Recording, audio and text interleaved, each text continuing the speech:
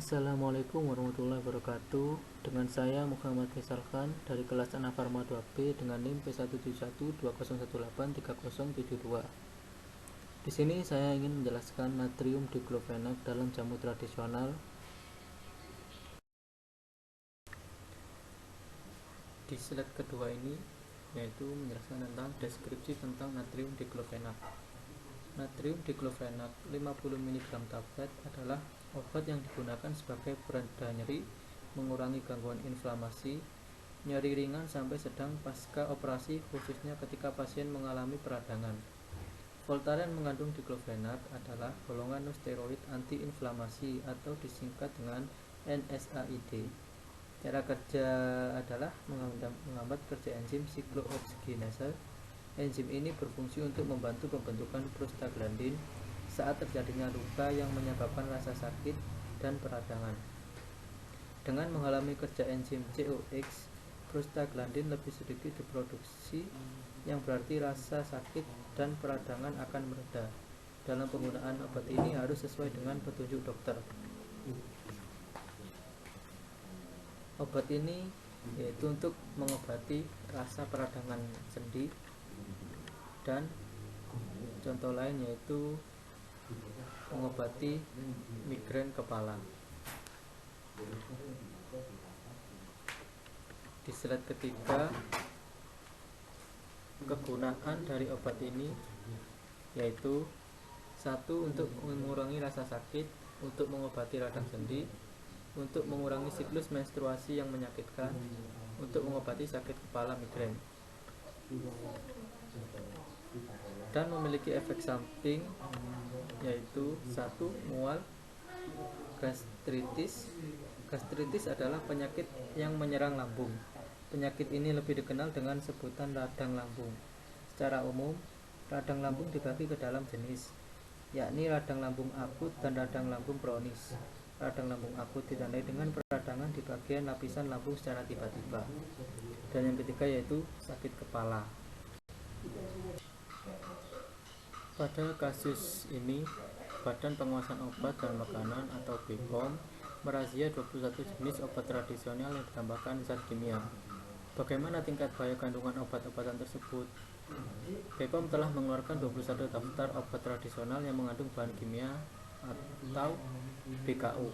Berdasarkan pengawasan sejak Juli 2011, dari laporan BPOM RI, tercatat beberapa barang yang dilarang dikonsumsi, diantaranya kopi yang mengandung obat kuat, jamu yang mengandung obat kuat, dan kaplet otak kuat atau pil biru. Dari 21 jenis obat tersebut, 7 diantaranya mengandung zat kimia berupa obat anti radang non-steroid atau phenylbutazon, piroxicam, atau natrium diklofenak. Menurut Dr. Ari F. Shang menjelaskan, obat-obat ini merupakan anti nyeri terutama untuk nyeri sendi dengan kerja kuat, tetapi mungkin efek samping kuat pula. Efek samping terjadi pada saluran cerna atas, terutama lambung dan usus 12 jari, seperti luka permukaan, erosi, luka yang dalam pada lambung atau usus 12 jari, atau tukak pektikum. Secara klinis, orang yang mengkonsumsi obat-obatan merasa nyaman sekitar ulu hati, nyeri atau panas ulu hati, bisa disertai mual maupun muntah-muntah. Efek samping yang lebih berat antara lain berupa terjadinya pendarahan saluran cerna atau sampai timbul kebocoran pada lambung maupun usus 12 jari. Dalam praktik sehari-hari, lebih dari 50% kasus pendarahan saluran cerna atas berhubungan dengan konsumsi obat-obatan yang mengandung anti radang, baik dalam bentuk obat maupun jamu. Penggunaan jangka panjang obat-obatan anti radang bisa menyebabkan kerusakan ginjal, bahkan gagal ginjal, dan penderita harus cuci darah. Beberapa obat anti radang juga bisa menyebabkan gangguan hati atau liver. Mengingat dampak buruk penggunaan obat-obatan dan dibungkus dalam bentuk obat tradisional dengan dalih aman dikonsumsi, maka pengawasan harus terus dilakukan oleh BPOM atas beredarnya produk-produk di tengah masyarakat. Masyarakat luas harus berhati-hati dalam mencurigai produk jamu jika dikonsumsi bisa bekerja cepat menghilangkan rasa sakit. Selain itu, masyarakat yang sudah punya riwayat efek samping akibat penggunaan produk tersebut harus lebih berhati-hati pada penggunaan berikutnya, karena efek samping yang timbul akan berat berulang dan lebih berat.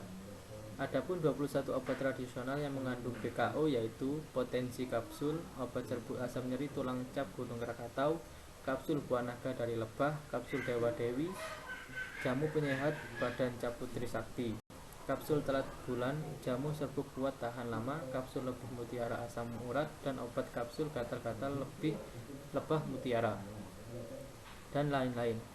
Kemudian obat kuat tahan lama X kapsul, pil anti sakit gigi, plus tani tablet, prima setia kapsul, dan lain-lain.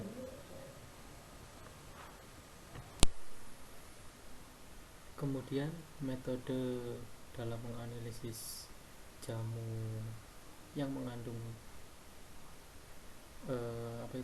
yang mengandung natrium diklofenak yaitu dengan metode analisis kualitatif menggunakan kromatografi lapis tipis atau KLT, dan analisis kuantitatif menggunakan spektrofotometri UV vis. Alat-alat yang digunakan yaitu gelas atau Pyrex, mikropipet, rotavapor, spektrofotometri UV vis, sonikator, dan timbangan analitik.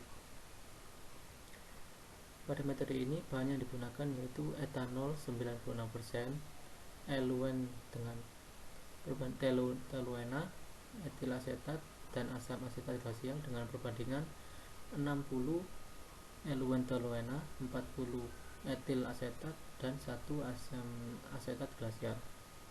Natrium diklofenak, sampel jamu pegelinu dan lempeng KLT ukuran 7x8 cm. Pengambilan sampel dapat dilakukan dengan metode acak atau random sampling dengan kriteria jamu yang banyak diminati atau digunakan oleh masyarakat. Sampel jamu pegelinu yang telah diperoleh adalah 7 jenis jamu dan dilabeli dengan A, B, C, D, E, F, G. Setelah itu diekstraksi satu persatu dengan menimbang sampel kurang lebih 1 gram.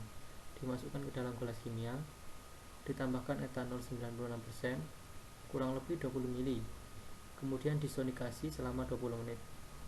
Disaring dan ditampung ekstrak cairnya. Diuapkan dengan menggunakan rotavapor sehingga diperoleh ekstrak etanol kental jamu dengan sampel A, B, C, D, E, F, G. Kemudian analisis kualitatif menggunakan kromatografi lapis tipis dilakukan dengan menotorkan masing-masing sampel dan senyawa pembanding natrium diklofenak pada lempeng KLT. Dielusi dalam chamber yang berisi eluen toluen, etil asetat, asam asetat glasial dengan perbandingan 60 banding 40 banding 1. Kromatogram noda yang dihasilkan diamati di bawah sinar UV atau ultraviolet pada panjang gelombang 254 nanometer dan 366 nanometer. Noda sampel yang terbentuk dan noda senyawa pembanding ditandai dan diperhatikan ada tidaknya kesamaan pada penampakan noda dan dihitung nilai RF-nya. Kemudian dengan cara analisis kuantitatif secara spektrofotometri UV vis dilakukan dengan membuat kurva baku natrium diklofenak dengan menimbang 50 mg natrium diklofenak. Dimasukkan dalam labu takar 100 ml, kemudian ditambah etanol 96% sampai tanda batas atau 500 ppm. Larutan stok dipipet sebanyak 10 ml, kemudian dimasukkan dalam labu takar 50 ml. Dicukupkan volumenya sampai batas tanda dengan etanol 96% atau 100 ppm.